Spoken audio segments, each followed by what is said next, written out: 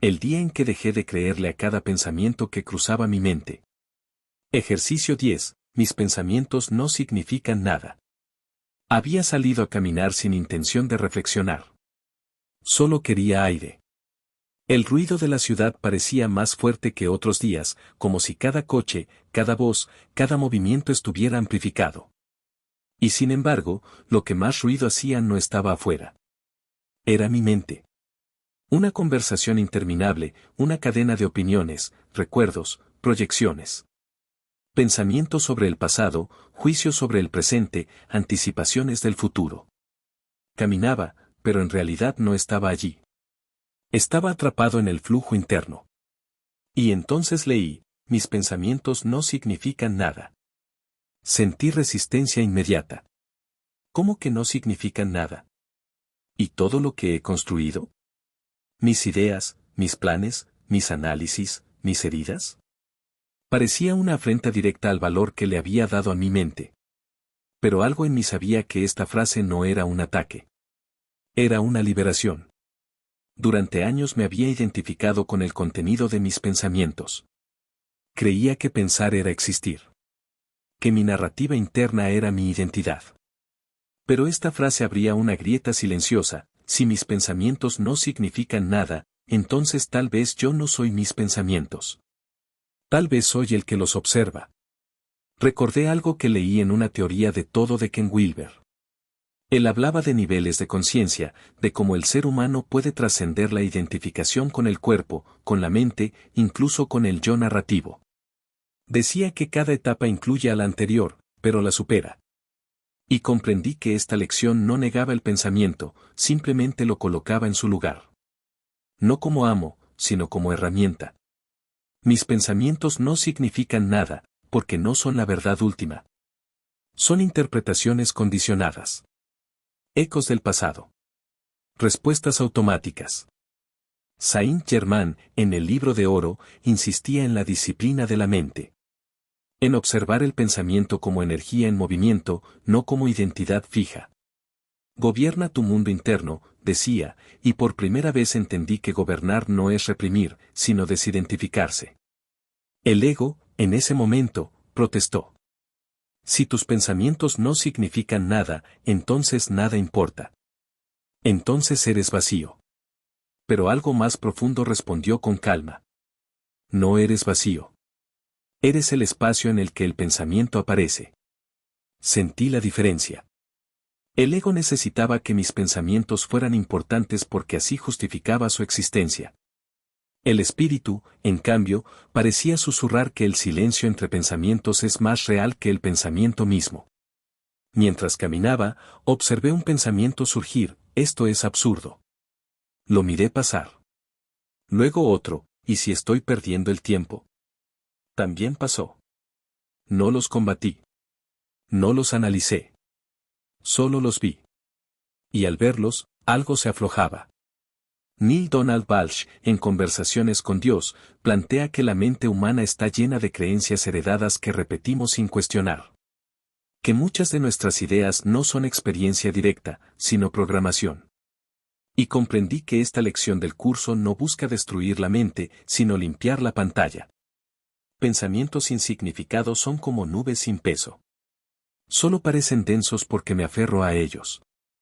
Esa tarde recordé una escena de la serie Dark, donde los personajes están atrapados en ciclos temporales que se repiten una y otra vez. Sus decisiones parecen libres, pero en realidad responden a patrones invisibles. Así veía mi mente, repitiendo historias, creyendo que cada pensamiento era nuevo cuando en realidad era eco. También vino a mí la película Soulmates, donde la idea de encontrar a la alma gemela se convierte en obsesión. Pensamientos que prometen sentido, destino, certeza. Y sin embargo, el verdadero encuentro parece surgir cuando se suelta la necesidad de definir. Y luego recordé Cenizas y nieve, esa película casi sin palabras, donde las imágenes fluyen lentas, silenciosas. No hay diálogo explicativo. Solo presencia. Me di cuenta de que cuando el pensamiento calla, la experiencia se vuelve más viva. Desde la no dualidad, esta lección es radical. Si mis pensamientos no significan nada, entonces el significado no está en el contenido mental. Está en la conciencia que lo ilumina. La mente separa. La conciencia integra. El ego dice: pienso, luego existo. El espíritu responde: existo, y el pensamiento aparece en mí. En términos de neurociencia, sabemos que gran parte de nuestros pensamientos son automáticos. El cerebro repite patrones para ahorrar energía. No cada pensamiento es una decisión consciente. Comprender esto no es desvalorizar la mente, sino reconocer su mecánica. Ese día, al llegar a casa, me senté en silencio. Dejé que los pensamientos vinieran. Tengo que hacer esto. No he logrado aquello. Debería ser diferente. Cada uno parecía urgente. Pero al mirarlos como fenómenos pasajeros, perdían fuerza. No significan nada, porque no definen quién soy. Comprendí que esta lección no es nihilismo. Es espacio. Es una invitación a no tomar como absoluto lo que es relativo. Me pregunté, ¿cuántos conflictos he creado creyendo en cada pensamiento? ¿Cuántas discusiones internas nacen de historias no cuestionadas? Esa noche, algo se aquietó. No porque los pensamientos desaparecieran, sino porque dejaron de tener el poder que yo les daba. Y mientras el día se cerraba, sentí una ligereza extraña. Como si hubiera dejado de cargar una mochila invisible. Tal vez el verdadero significado no se encuentra en pensar más, sino en pensar menos sobre quién soy.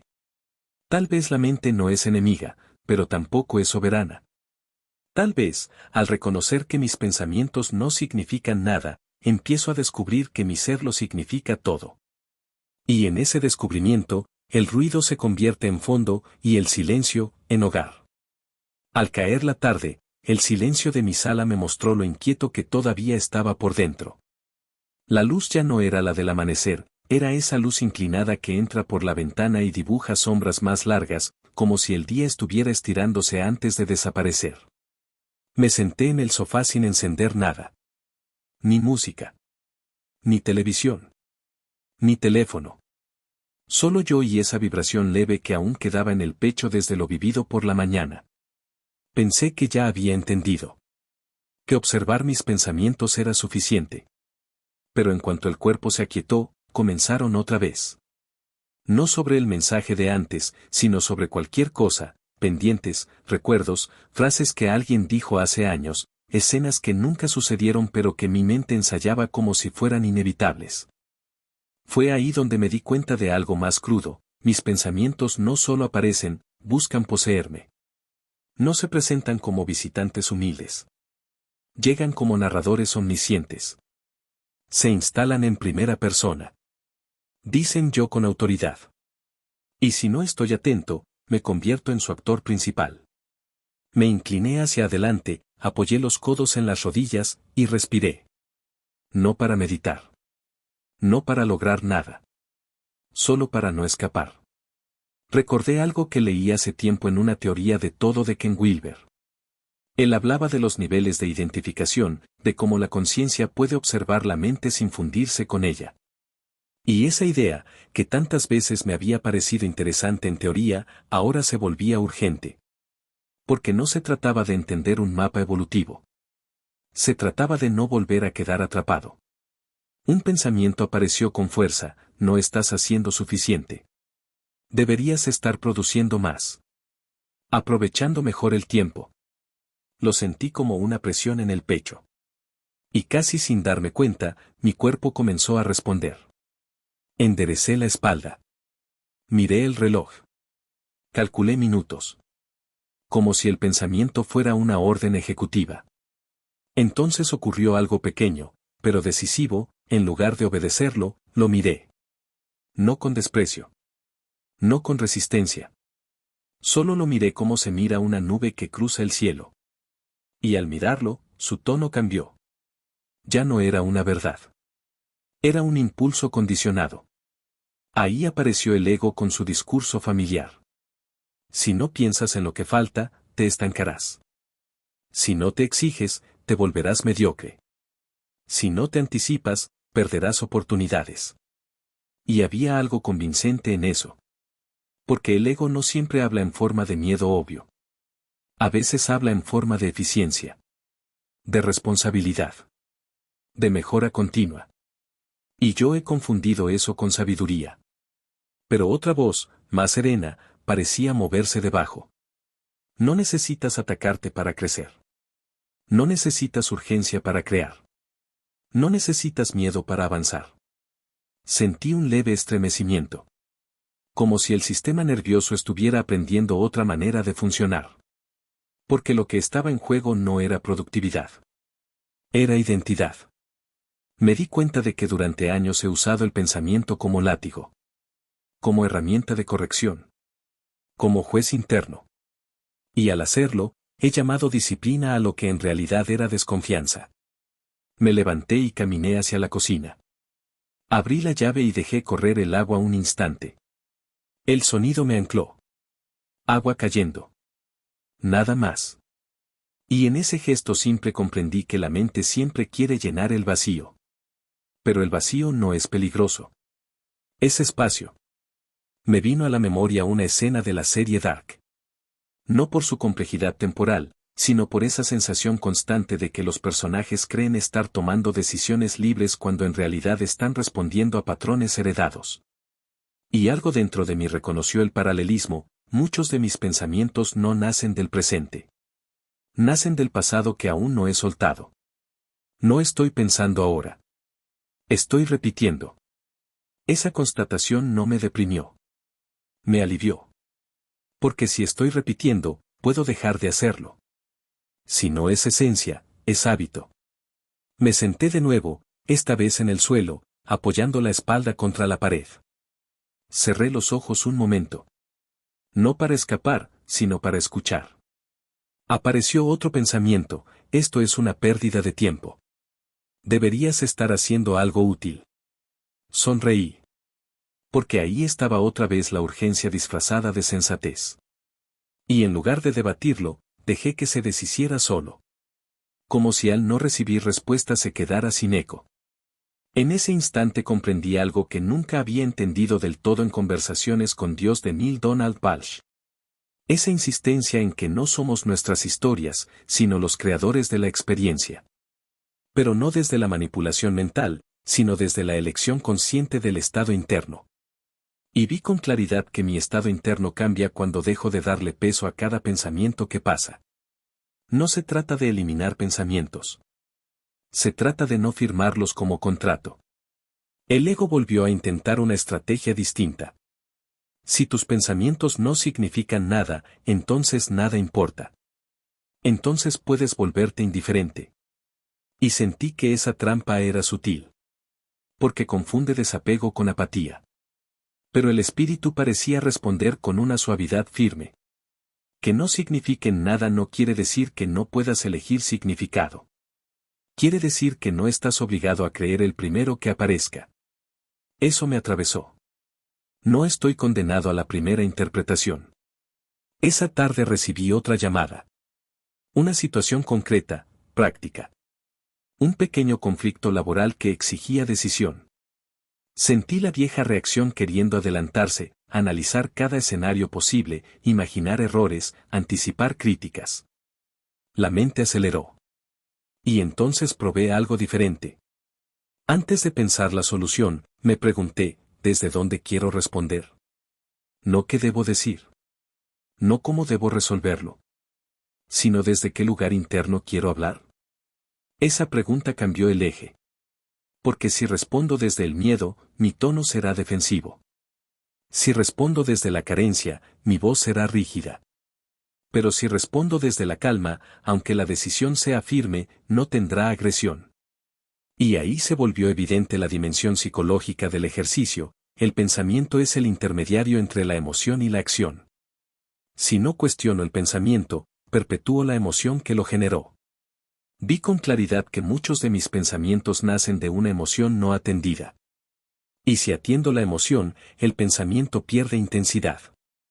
Me quedé unos segundos en silencio antes de hablar en esa llamada. Y ese silencio fue más poderoso que cualquier argumento. No era vacío. Era espacio consciente. Más tarde, Mientras la noche comenzaba a cubrir la ciudad, me vino a la mente la película Soul Mates. No por la trama romántica, sino por la obsesión que muestran los personajes por confirmar algo externo que valide su conexión. Y pensé en cuántas veces he buscado en mis pensamientos una validación similar. Como si pensar mucho sobre algo garantizara control sobre eso. Pero el pensamiento no controla la vida. Solo intenta domesticarla. Y esa tarde comprendí que la vida no necesita ser domesticada. Necesita ser habitada. El ego, en su último intento del día, susurró. Si sueltas demasiado, te volverás pasivo. Y el espíritu respondió, no con palabras exactas, sino con una sensación clara. Soltar el pensamiento no es soltar la responsabilidad.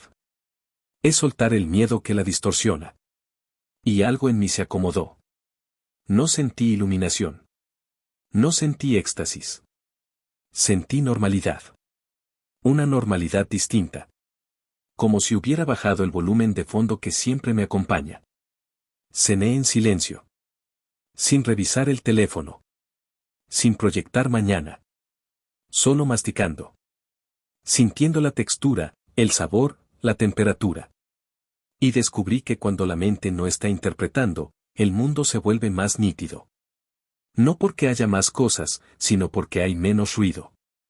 Ese fue el verdadero ejercicio de la tarde, no reaccionar automáticamente a cada pensamiento como si fuera una verdad urgente. Sino permitir que pase. Y mientras la noche avanzaba, algo dentro de mí entendió que este no es un entrenamiento para dejar de pensar. Es un entrenamiento para dejar de creer ciegamente. Y en esa pequeña diferencia, hay libertad. No espectacular. No dramática. Pero real. Una libertad que se siente como espacio entre una respiración y la siguiente. La oscuridad de la noche me mostró que el ruido nunca había sido el problema, sino mi apego a él. La casa respiraba distinto. No era solo silencio exterior. Era un silencio más profundo, como si el día entero hubiera sido una marea que ahora regresaba al mar. Me senté en el borde de la cama sin encender la lámpara. La penumbra me ayudaba a no distraerme. Cuando la vista no reclama, el oído interior se abre. Sentí el eco de todo lo que había atravesado desde el amanecer. No había sido un día espectacular. No había milagros visibles. Solo pensamientos observados. Reacciones detenidas. Historias que no llegaron a convertirse en conflicto. Y, sin embargo, esa noche entendí que algo mucho más grande había ocurrido, había retirado significado automático a la maquinaria mental. Cerré los ojos y permití que el cuerpo se acomodara. El aire entraba frío, salía tibio. El corazón marcaba un ritmo estable. Pensé en cómo durante años había creído que mi identidad estaba tejida con pensamientos, mis opiniones, mis juicios, mis recuerdos, mis planes. Y ahora, al soltarlos por momentos, no desaparecía. Seguía aquí. Esa constatación tenía algo de vértigo. El existencialismo espiritual siempre me pareció intenso por esa idea de libertad radical. Sartre decía que estamos condenados a ser libres. Pero yo entendía ahora algo más sutil, estamos acostumbrados a refugiarnos en pensamientos para no sentir esa libertad. Pensar es más cómodo que estar desnudo ante el presente. Me vino a la memoria una imagen de la serie Dark, los personajes convencidos de que su destino está sellado por una red invisible. Y comprendí que mis pensamientos habían sido esa red. No porque fueran malignos, sino porque yo los había tomado como inevitables. Como si cada interpretación fuera un hecho. Respiré más profundo. Permití que surgiera un pensamiento cualquiera. No uno dramático. Uno común. Mañana tienes que resolver esto. Lo vi aparecer como una frase flotando en el espacio interior. Y me quedé observándolo sin seguirlo. Fue extraño. Al no continuar la frase, se deshizo. No terminó de tomar forma. Entonces apareció otro, ¿y si todo esto es solo sugestión? Sonreí. El ego siempre intenta recuperar terreno con escepticismo. Pero tampoco lo combatí. Lo miré. Y al mirarlo sin aferrarme, perdió intensidad. Sentí que estaba aprendiendo algo fundamental: el pensamiento necesita atención para consolidarse. Sin identificación, es efímero. Recordé algo del libro de oro de Saint-Germain sobre el poder de la atención. Donde colocas tu atención, colocas tu energía. Yo había colocado mi atención durante años en la narrativa mental. Y esa narrativa se volvió densa, sólida, convincente. Ahora, al retirar esa energía, la estructura empezaba a volverse transparente. En ese estado, la conciencia se sentía amplia. No expansiva en sentido místico exagerado. Amplia como un cielo nocturno que no compite con las estrellas. Las contiene. Pensé en Cenizas y nieve. Esa película donde el movimiento es casi un susurro visual. Nada se impone. Nada exige interpretación. Todo está.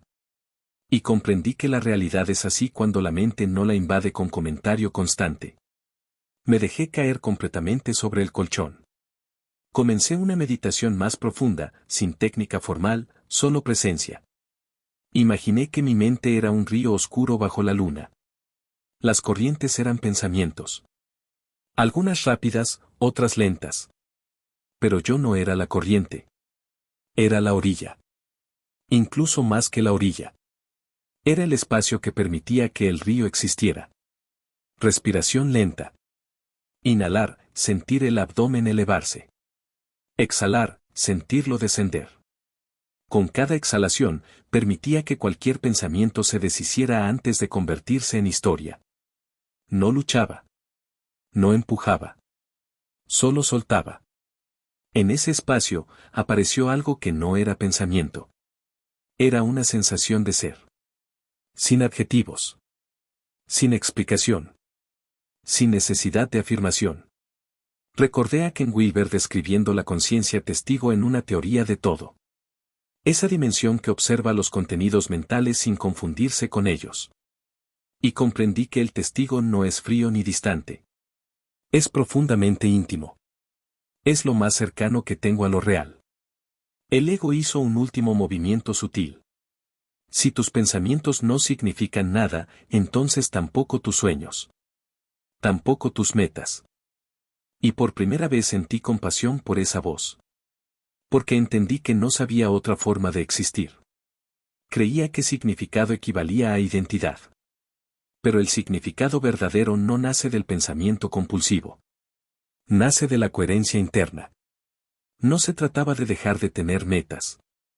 Se trataba de no convertir cada pensamiento en una orden existencial. La libertad comenzó a sentirse menos filosófica y más corporal. Los hombros se relajaron. La mandíbula dejó de apretarse. El estómago dejó de anticipar.